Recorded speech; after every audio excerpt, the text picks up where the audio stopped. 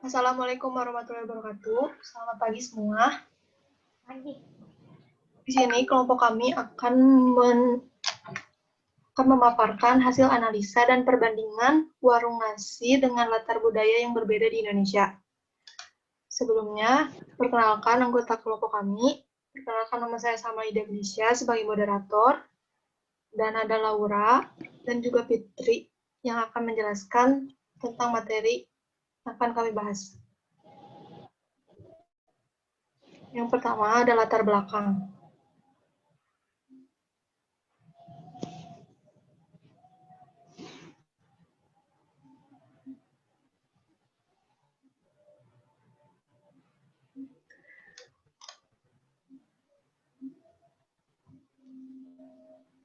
Latar belakang masalah. Bisnis makanan kuliner merupakan salah satu bisnis yang dewasa ini berkembang pesat dan memiliki potensi berkembang yang cukup besar. Apalagi warung nasi yang sudah sangat menjamur di Indonesia. Tidak heran karena nasi merupakan makanan pokok orang Indonesia. Bahkan ada yang menyebut jika belum bisa dikatakan sudah makan jika belum menyantap nasi. Warung nasi di Indonesia pun mempunyai berbagai macam latar budaya yang berbeda, mengingat negara Indonesia memiliki berbagai macam budaya yang berbeda dari Sabang sampai Merauke. Contohnya warung nasi Barokah yang menawarkan makanan khas Sunda, ayam kalasan khas Jogja yang menawarkan makanan khas Yogyakarta, dan rumah makan Cahaya Baru yang merupakan rumah makan Padang. Tentunya warung nasi yang mempunyai latar budaya berbeda ini memiliki perbedaan dari segala aspek, seperti aspek pemasaran, aspek operasional, aspek tenaga kerja, aspek keuangan, dan aspek serapan teknologi digital dalam pelaksanaan usahanya. Aspek-aspek tersebut tentunya dapat mempengaruhi bagaimana penjualan usaha warung nasi tersebut, dan bagaimana usaha itu bisa bertahan di tengah ketatnya persaingan usaha warung nasi saat ini.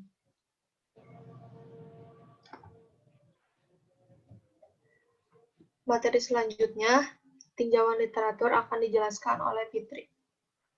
Dipersilakan waktunya. Baik, di sini saya akan menjelaskan mengenai manajemen operasional. Sebelumnya mohon maaf saya off cam karena di sini jaringannya kurang mendukung. Manajemen operasional secara umum diartikan sebagai suatu usaha yang dilakukan untuk mengelola pemakaian berbagai faktor produksi secara maksimal guna menghasilkan produk barang atau jasa. Apa sih faktor produksi itu? Faktor produksi itu kayak berupa sumber daya manusia, peralatan, permesinan, dan bahan-bahan. Lalu di sini ada tujuan manajemen itu ada 5, efisiensi, productivity, time. Fungsi dari manajemen operasional. Fungsi manajemen operasional itu ada 4. Yang pertama ada fungsi proses pengelolaan. Proses pengelolaan ini merupakan rangkaian kegiatan yang dilakukan dengan menggunakan bahan dan peralatan, sehingga nantinya itu akan menjadi sebuah sesuatu yang baru berupa barang atau jasa yang nantinya itu bisa dijual dan memungkinkan perusahaan itu mempunyai keuntungan atau manfaat. Lalu yang kedua ada jasa-jasa penunjang. Jasa penunjang di sini merupakan sarana yang berupa pengorganisasian yang perlu dijalankan sehingga nantinya proses pengelolaan itu dapat dilaksanakan secara efektif dan efisien. Contoh dari jasa-jasa penunjang yaitu peralatan yang digunakan, bahan yang diolah, cara penggunaan sumber daya, sehingga nantinya dapat meminimumkan biaya produksi. Lalu ada fungsi perencanaan. Fungsi perencanaan di sini merupakan sebuah penetapan keterkaitan dan pengorganisasian dari kegiatan operasi yang nantinya itu akan dilaksanakan. Nah, perencanaan yang dilakukan biasanya perencanaan proses produksi, perencanaan persediaan dan pengadaan, perencanaan mutu, dan perencanaan penggunaan kapasitas mesin dan sumber daya manusia. Lalu yang terakhir ada fungsi pengawasan atau pengendalian. Nah, fungsi di sini merupakan fungsi untuk menjamin terlaksananya agar nanti kegiatan itu sesuai dengan apa yang telah direncanakan sebelumnya. Biasanya, fungsi pengendalian ini berupa pengendalian operasi, pengendalian pengawasan mutu, dan pengendalian biaya. Nah, selanjutnya ada materi tentang manajemen strategi akan dijelaskan oleh Laura. Kepada Laura, silakan. Ya, pengertian manajemen strategi. Pierce and Robbins mengatakan bahwa strategi manajemen merupakan salah satu set keputusan dan aksi yang merupakan suatu formulasi dan pelaksanaan dari rencana-rencana yang dirancang untuk mencapai tujuan perusahaan. Lalu selanjutnya ada sifat manajemen strategi. Yang pertama ada long range planning. Strategi adalah suatu perencanaan jangka panjang, yaitu merupakan perencanaan yang menunjukkan arah dari sebuah perusahaan atau organisasi. Yang kedua ada general plan. Dalam hal ini, strategi harus bersifat umum dan berlaku untuk seluruh bagian dalam perusahaan ataupun dalam organisasi. Yang ketiga ada komprehensif.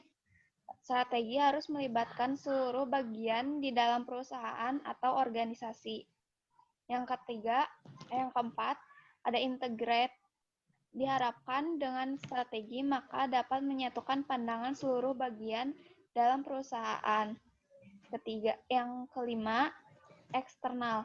Kenapa strategi harus bersifat eksternal? Karena merupakan salah satu hal yang sangat penting dalam strategi.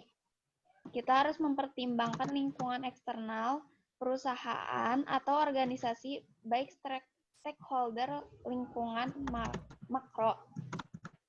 Yang terakhir ada strategi harus bisa diadaptasi dengan lingkungan.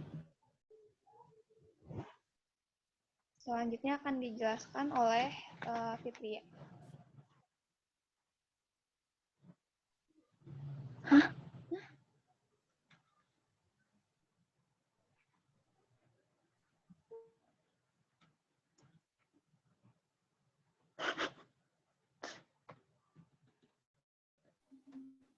Selanjutnya hasil analisa dan observasi warung nasi. Yang pertama akan dijelaskan oleh Fitri. Untuk Fitri dipersilakan.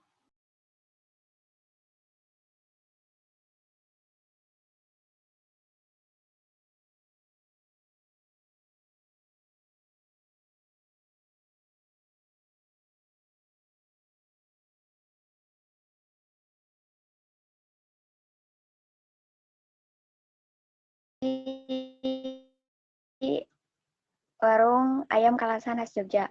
Merupakan salah satu merek restoran yang ada di Jogja, berdiri sejak tahun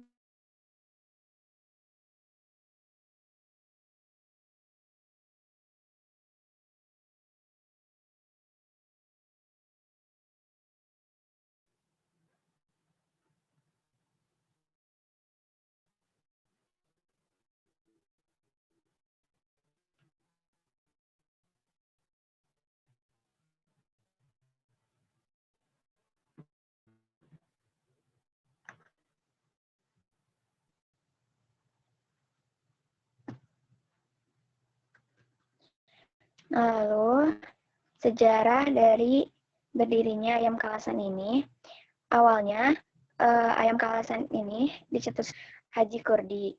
Dulu, Haji Kurdi itu merupakan seorang pedagang kaki lima yang jualan di jalan gitu. Terus, salah satu kerabat dari Bapak Haji Kurdi itu ada yang menawarkan untuk membeli. Nah, terus dibeli deh itu sama Haji Kurdi itu.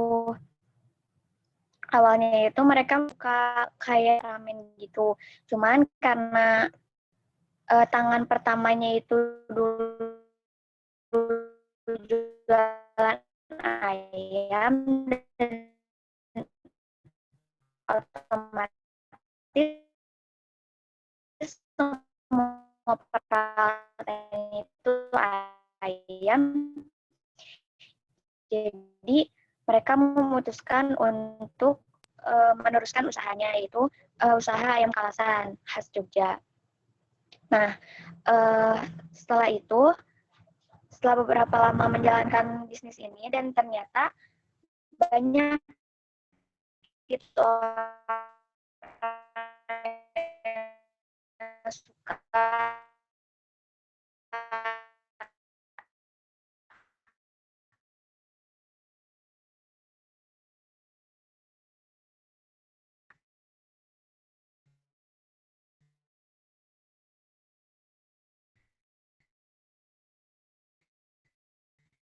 Nah, Bapak Haji Kurdi ini menawarkan kepada anak-anaknya, kepada kerabat-kerabatnya untuk membuka cabang. Nah, salah satu cabang itu Bapak Resa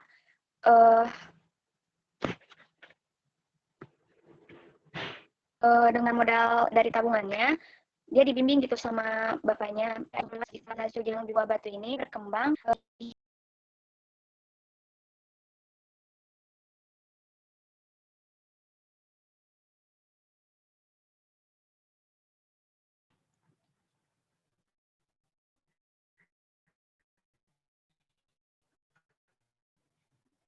Nah, lalu di sini ada analisa outlet ayam kawasan khas Jogja yang kekuatannya itu ada dari memiliki lokasi yang strategis. Ayam kalasan ini lokasinya sangat-sangat strategis karena dia itu lokasinya di pinggiran jalan, terus di sana juga dikelilingi sama universitas dan pabrik. Nah, itu jadi kekuatan tersendiri dari ayam kalasan khas Jogja. Terus yang kedua, memiliki kualitas bahan yang baik dan fresh. Kenapa kayak gitu? Soalnya semua bahan-bahan itu dipesan itu kan malam. Nah, pagi-paginya itu baru dikirim gitu. Jadi benar-benar fresh gitu. Nggak ada yang kemarin-kemarin kayak gitu. Jadi bahan-bahannya aja udah fresh, jadi gimana makanannya juga pasti sehat gitu. Terus di sini ada kelemahan atau weakness. Yang pertama yaitu interiornya yang monoton dan kurang menarik gitu. Secara kan buat sekarang itu kayak anak-anak muda itu lebih tertarik sama yang interiornya bagus gitu. Ada spot-spot foto kayak gitu. Nah, sedangkan di ayam kalasan ini interiornya tuh emang kurang banget gitu. Jadi kurang menarik gitu kelihatannya. Terus ada opportunity atau peluang. Yang pertama, peminat konsumen yang terus bertambah. Ya, karena dengan lokasinya yang strategis tadi, otomatis orang-orang itu banyak yang ngelewatin, banyak yang lihat gitu. Jadi itu bisa jadi mancing buat bertambahnya peluangnya varian menu makanannya itu nggak cuma ayam, jadi ada ikan, macam-macam kayak gitu. Terus di sini ada ancaman atau threat. Yang pertama, pesaing baru terus bermunculan. Itu pasti ya. Apalagi ini ayam gitu. Di Indonesia ini, khususnya di Bandung aja, Bandung itu udah masuk kayak kulinernya itu yang banyak banget, rumah makannya itu banyak banget. Nah, jadi pesaing-pesaingnya itu pasti banyak banget gitu bermunculan. Terus yang kedua, harga bahan baku yang berubah-ubah dan terus meningkat. Nah, dengan harga bahan baku yang berubah-ubah gitu, kadang mahal kan ya. Kalau murah ya pasti untung gitu nanti, tapi kalau misalkan bahannya tiba-tiba mahal, nah sedangkan kita kan udah ngitung gitu ya, harga menu itu, keuntungan sama bahan gitu. Sedangkan kalau harga bahan bakunya terus-terusan naik, otomatis nanti keuntungan kita itu bakalan menurun gitu. Nah, mungkin segitu pemaparan dari saya.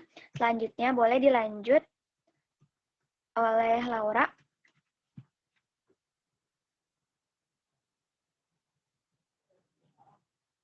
Laura sama.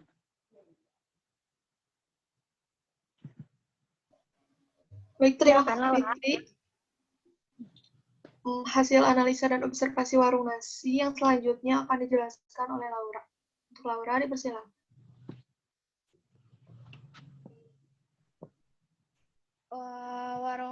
Warung nasi Barokah merupakan warung nasi yang menyajikan berbagai makanan khas Sunda seperti pepes ayam, cakangkung, tempe orek, dan lain-lain. bertempat di Jalan Sindang Sari, nomor 72, Kelurahan Cipadung Kulon, Kecamatan Panjilkan, Bandung. Berawal dari keterbatasan ekonomi, lalu berpikir untuk membuka usaha warung nasi, karena sang istri pandai memasak masakan khas Sunda. Warung Nasi Barokah buka dimulai pukul 9 sampai 20 malam tiap hari. Masakan yang dijual diproduksi oleh sang istri setiap hari yang dibantu oleh pekerja. Sebelum memulai pekerja, biasanya pekerja diajarkan untuk memiliki teknik dasar memasak. Pekerja yang ingin bekerja tidak dipatok umur. Yang penting masih aktif dalam bekerja. Pak Asep biasanya melakukan belanja di pasar Ujung Berung dan pasar Gede Bage. Warung Nasi Barokah berdiri dari modal pribadi dan alhamdulillah saat ini sudah balik modal. Dikarenakan pendapatan yang tidak menentu, Pak Asep belum memikirkan untuk mengembangkan bisnisnya. Kini Pak Asep berfokus untuk memenuhi kebutuhan sehari-harinya. Owner tidak menggunakan layanan teknologi untuk membantu penjualan karena keterbatasan anggaran dan juga belum begitu mengetahui tentang pengaplikasian teknologi. Jadi lebih memilih untuk mengerjakannya secara manual. Lalu selanjutnya ada analisis SWOT. Yang pertama, kekuatannya. Rasa makanan yang sangat enak menjadi kekuatan bagi warung Nasi Barokah. Ditambah lagi dengan beragam menu, masyarakat bisa memilih sesuka hati. Harga yang terjangkau juga menjadi kekuatan bagi warung Nasi Barokah. Lalu juga ada lokasi yang strategis memudahkan bagi para pembeli untuk datang. Lalu kelemahannya dari warung ini adalah tempatnya yang kurang aman karena berada di atas sungai kecil yang dibangun oleh kayu. Jadi pijakannya itu belum terlalu kokoh. Lalu karena berdiri di atas sungai, jadi kadang suka tercium bau tidak sedap yang membuat kita kurang nyaman. Lalu selanjutnya peluang. Lokasi yang dekat dengan sekolahan SD menjadi peluang bagi warung Nasi Barokah.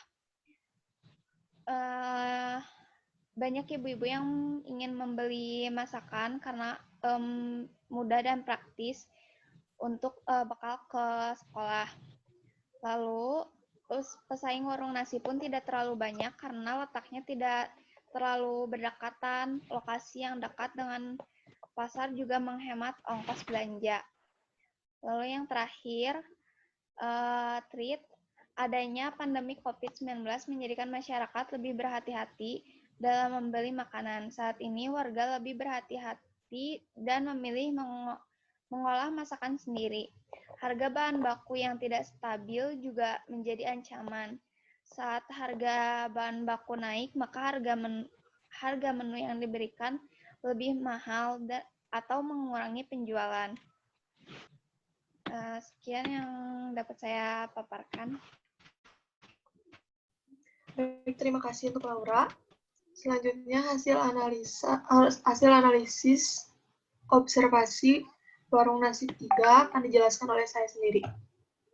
Rumah Makan Padang Cahaya Baru merupakan salah satu warung nasi yang berlokasi di Komplek Bumisari Indah Blok A nomor 33, Kabupaten Bandung, Kelurahan Manggang, Kecamatan Balendah. Didirikan pada tahun 2017 oleh Aldi, selaku pemilik yang merupakan orang asli Sumatera Barat, untuk dijadikan sebagai mata pencaharian, sekaligus untuk melestarikan makanan khas Padang di Balendah.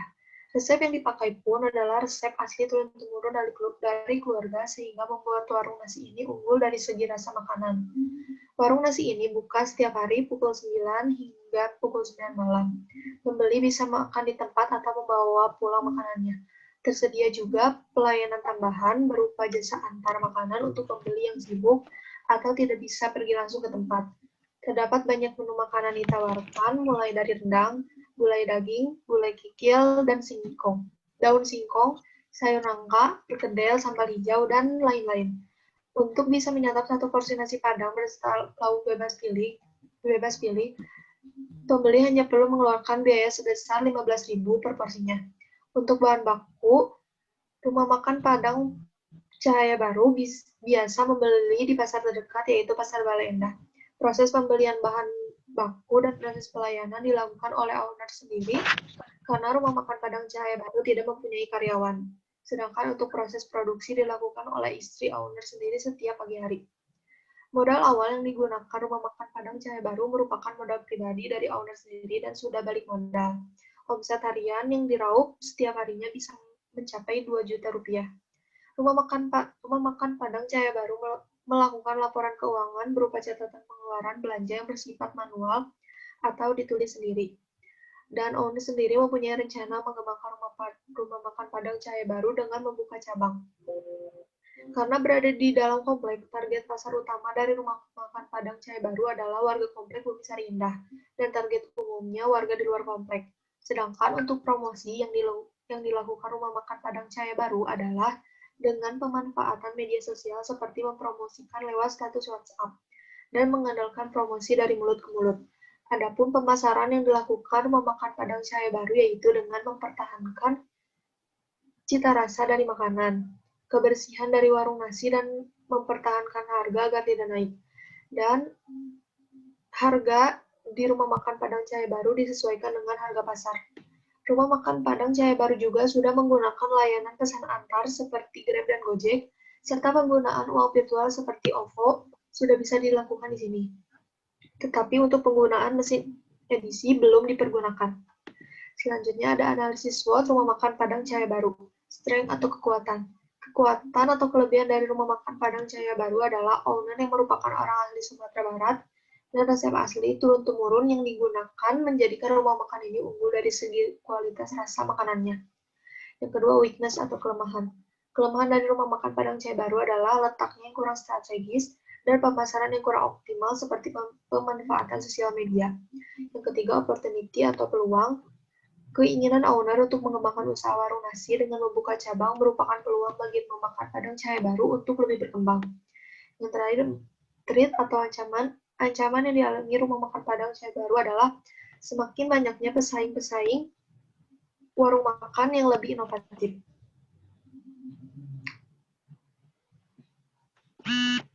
Materi selanjutnya, perbandingan 3 warung nasi akan dijelaskan oleh Fitri. Dipersilakan waktunya.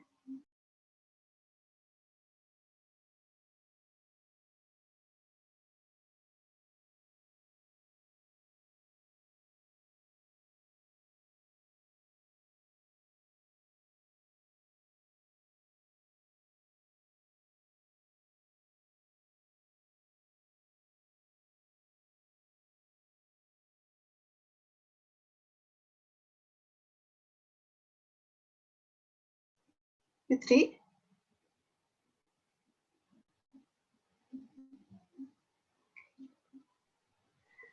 Selanjutnya Sepertinya Fitri. saya. Ya, pemasaran yang pertama, ayam kalasan khas Jogja. Aspek pemasarannya, lokasi yang strategis, harga yang terjangkau oleh semua kalangan, lalu mempertahankan rasa dan kualitas. Yang keempat, memberikan pelayanan antar. Untuk warung nasi barokah, dia memilih tempat yang strategis untuk memudahkan pelanggan. Yang kedua, menjaga cita rasa untuk memuaskan pelanggan. Yang ketiga, dia menaruh harga yang murah. Lalu, aspek pemasaran dari Rumah Padang Cahaya Baru. Yang pertama, mempertahankan cita rasa. Yang kedua, tempat bersih dan nyaman. Yang ketiga, harga yang murah. Lalu aspek operasional, ayam kalasan khas Jogja, jam bukanya dari jam 8 pagi sampai jam 8 malam. Hari bukanya setiap hari, lalu dia bisa makan di tempat atau dibawa pulang. Warung nasi barokah buka jam 9 sampai jam 8 malam. Setiap hari buka dan bisa makan di tempat atau dibawa pulang. Untuk rumah makan khas Padang, rumah makan Padang Cahaya Baru, jam bukanya dari jam 9 pagi sampai jam 9 malam. Hari bukanya setiap hari, lalu bisa makan di tempat atau dibawa pulang. Selanjutnya akan dilanjutkan oleh Fitri.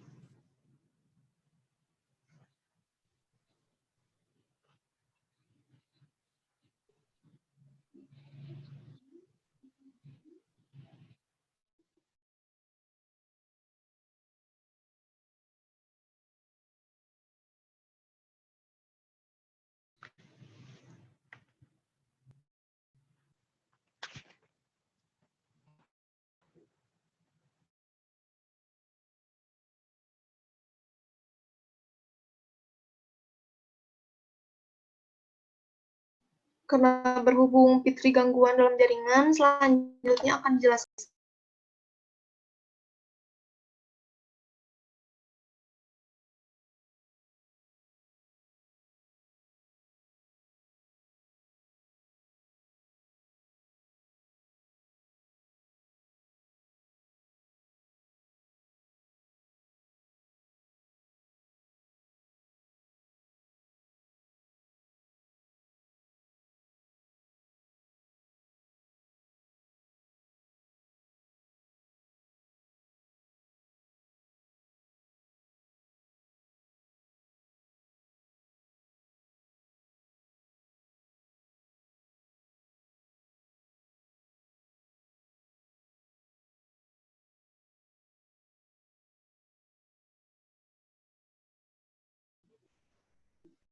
Roma belum di-unmute.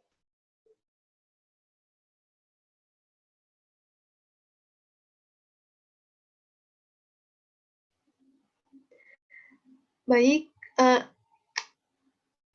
perbandingan selanjutnya akan dijelaskan oleh saya.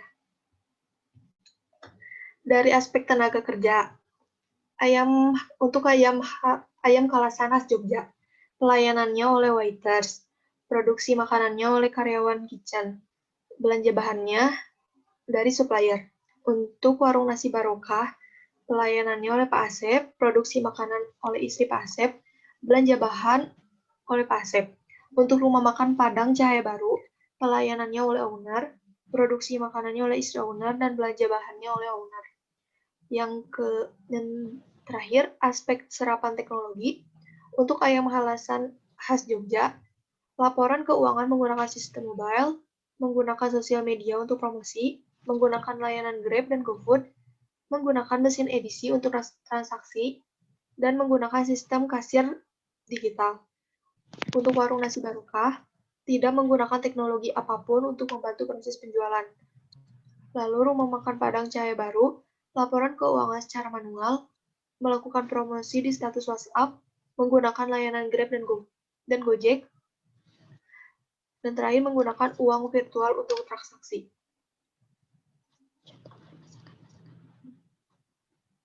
Kesimpulannya, Indonesia merupakan negara kepulauan yang memiliki beragam budaya. Setiap daerah memiliki ciri khas masing-masing, begitu pula dengan cita rasa makanannya. Contohnya masakan Padang yang cenderung memiliki cita rasa yang kuat dan juga pedas. Warung nasi yang ada di Indonesia umumnya milik perorangan. Masakan yang dibuat pun diproduksi sendiri. Saat ini teknologi sudah berkembang pesat dan banyak membantu mempermudah pekerjaan manusia. Di bidang kuliner juga teknologi sangat membantu dalam proses penjualan, seperti penggunaan media sosial yang dimanfaatkan untuk mempromosikan makanan sehingga dapat memperluas pasar penjualan. Contoh lainnya adalah penggunaan layanan Grab atau GoFood yang memudahkan para pelanggan dalam memilih makanan dan juga pembelian makanan. Namun, di sisi lain banyak juga yang belum merasakan kemudahan dari penggunaan teknologi, khususnya para orang usia lanjut yang sulit memahami teknologi seperti yang terjadi pada owner warung nasi barokah yang masih melakukan semua pekerjaan secara manual. Mungkin cukup sekian pemaparan materi dari kelompok kami. Mohon maaf bila banyak kesalahan.